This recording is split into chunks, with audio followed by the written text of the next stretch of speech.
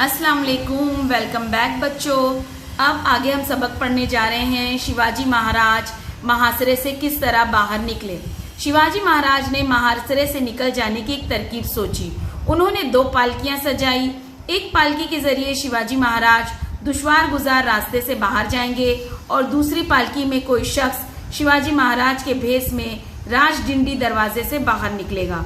दूसरी पालकी दुश्मनों को आसानी से नजर आ जाएगी और उसे पकड़ लिया जाएगा। ये समझ करके कि शिवाजी महाराज गिरफ्तार हो गए, दुश्मन खुशियां मनाएंगे। इसी दौरान शिवाजी महाराज दुश्वार गुजार रास्ते से निकल जाएंगे, ऐसा मंसूबा बनाया गया। लेकिन शिवाजी महाराज का भेष कौन अख्तियार करेगा? उनका भेष अख्तियार करना गोया मौत के मुंह में जाना था। लेकिन एक बहादुर नौजवान तैयार हुआ। वो शिवाजी महाराज की तरह नजर आता था और उसका नाम भी शिवाजी था। वो शिवाजी महाराज के बाल संवारने की खिदमत करता था। वो बहुत हिम्मत वाला और चालाक था।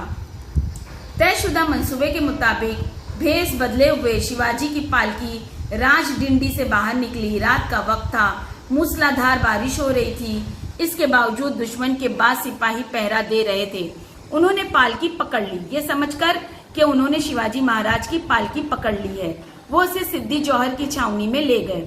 वहां खुशियां मनाई जाने लगी।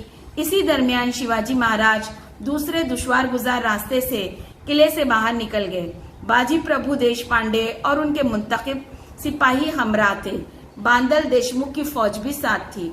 दूसरी तरफ थोड़ी देर में शिवाजी के नकली होने का राज फाश हो गया। यानी सिद्दी जौहर ने ये पकड़ लिया कि वो सिपाहियों ने जिसको पकड़ा है वो शिवाजी नहीं बल्कि कोई और है। सिद्दी जौहर ने गुस्से में आकर उसे फौरन खत्म कर दिया। स्वराज के लिए उस शिवाजी ने अपनी जान निछावर कर दी, वो अमर हो गया। ये मालूम होने पर कि शिवाजी महाराज फरेब देकर मुहासरे से बाहर निकल गए हैं, सिद्दी जौहर गुस्से से पागल से हो गए। उन्होंने फौरन सिद्दी मसूद को एक बड़ी फौज देकर शिवाजी महाराज के ताकुब में रवाना कर दिया, यानी पीछा करने के लिए भेज दिया। ताकुब शुरू हो गया।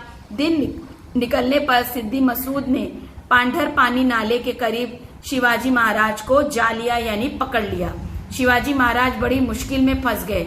उन्होंने किसी न किसी तरह घोड़ दर्रा पार कर लिया। आई बात समझ में? यानी पीछे से सिद्दी मसूद जो है पांढर पानी नाले के करीब शिवाजी महाराज को उन्होंने पकड़ लिया।